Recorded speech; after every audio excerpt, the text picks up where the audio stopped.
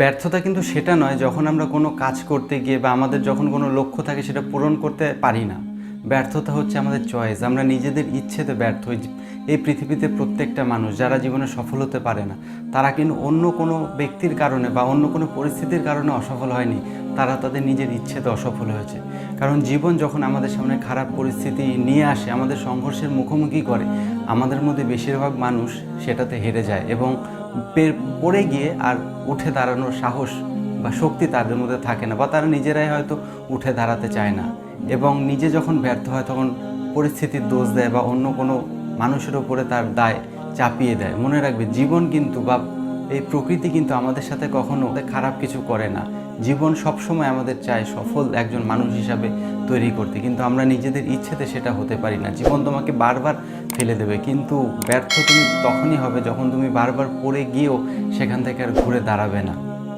জীবন তোমাকে স্ট্রং করার জন্য তোমার সামনে খারাপ খারাপ পরিস্থিতি, খারাপ খারাপ মুহূর্ত নিয়ে আসবে, তোমার জীবনে ব্যর্থতা নিয়ে আসবে, হার নিয়ে আসবে। কিন্তু তুমি যদি সেখান থেকে একবার পড়ে গিয়ে উঠে ঘুরে আবার সেই কাজটিকে শুরু না করো, তাহলে কিন্তু তুমি যতই ট্রাই করো না কেন তুমি সফল হতে পারবে না। প্রত্যেকটা মানুষ যারা যারা জীবনে ব্যর্থ হয়ে গেছে, কেউ কিন্তু বেশ কয়েকবার ট্রাই করার পর যখন জীবন আমাদের ফেলে দেবে, এটাই নিয়ম।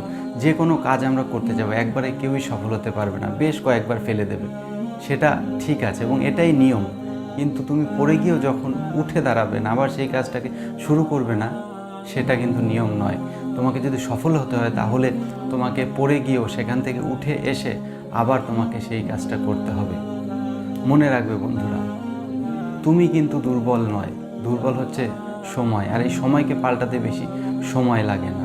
তাই তোমাকে যদি সফল হয়, নিজেকে আরও মজবুত হিসাবে তৈরি করো এবং নিজের লক্ষ্যর পূরণের জন্য নিজের 100% দিয়ে দাও।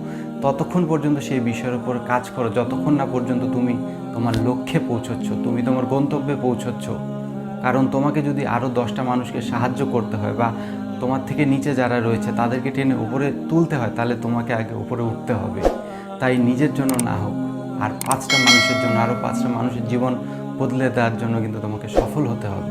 তাই আজকের থেকেই নিজের লক্ষ্য পূরণের জন্য, নিজের গন্তব্যে পৌঁছানোর জন্য নিজের 100% দিয়ে এগিয়ে যাও। সময় সবার বদলায়, তোমারও বদলাবে, কারণ দুর্বল হচ্ছে সময়, তুমি নাও।